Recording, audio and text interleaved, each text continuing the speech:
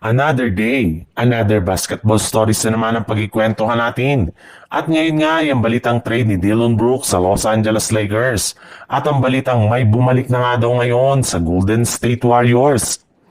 Ayon nga sa kumalat na balita sa social media ngayong araw, maaari nga daw na magkasundo ang front office ng Lakers at ng Suns tungkol sa isang 4-team trade ni Brooks since mas gusto nga nito na makalipat sa isang championship contender. Ayaw nga nito na manatili lamang sa Suns na walang expectation na makapag-compete sa West ngayong taon. Meron rin naman nga daw sapat na trade asset ngayon ng Lakers na may pang-o-offer sa Suns para makuha si Brooks bago pa man sumapit ang trade deadline na bubuuhin ni Gabe Vincent, Maxi Kleber at isang second round pick. Kapag nakuha nga nila ito ay magkakaroon sila ng legit na two-way player na dependable sa depensa, kayang gumawa ng malalaking punto sa kanilang mga laro. Bagamat man nga may history ng alita ng buong prangkisa ng Lakers lalo na si LeBron James kay Dillon Brooks, ay maaari pa rin nga nila itong masaayos para mapalakas ang kanilang lineup. Mismong si Brooks na rin naman nga nagsabi na gusto niya na maglaro sa isang championship contender, kagaya na lang ng Los Angeles Lakers.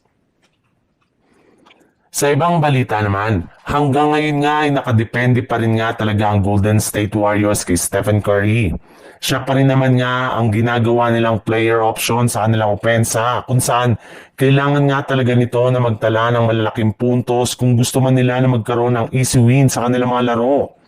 Kaya isang napakalaking dagok nga para sa Golden State Warriors ang pagtatamo ni Stephen Curry ng injury sa hita sa kanilang last game laban sa Houston Rockets. Ito na nga ang pinakakinakatakutan na mangyari ng kanilang team at ng lahat ng kanilang mga fans.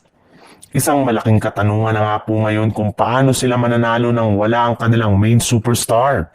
Maging si Jimmy Butler ay aminadong kailangan nila na magkaroon ng perpektong laro para lamang manalo sila sa kanilang mga susunod na laban. Lalo pat puro nga contender at malalakas na team ang kanilang mga makakalaban dito. Kung noon nga ay hirap na sila manalo na merong Stephen Curry, sigurado nga na mas lalo pa silang mahihirapan nang wala ang presensya nito, lalo na sa kanilang mga darating na road games. At kapag wala nga ang kanilang nag-step up ay sigurado nga na babagsak sila sa standing.